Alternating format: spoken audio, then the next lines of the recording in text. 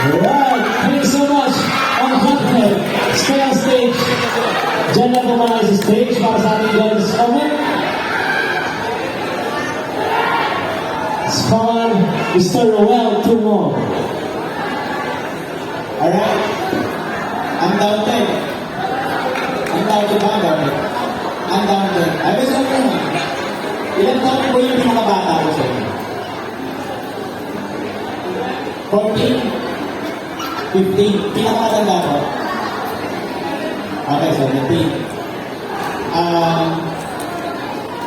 Okay.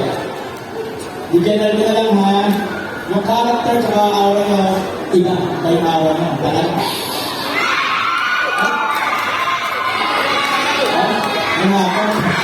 Okay, kasi hindi kasi alam nyo, akala nyo mabasitan, sasayo-sayo lang, pero iba kasi yung talagang nagbibigay kami parang storya. So, character-wise, ang siyempre yung projection nyo,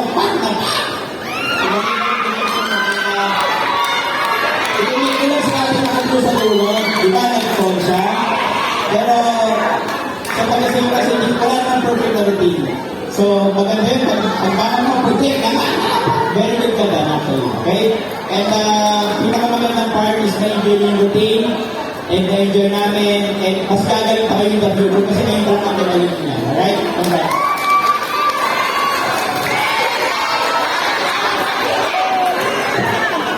Alright, thank you so much, Mr. Roel Tumo and Dr. Next up.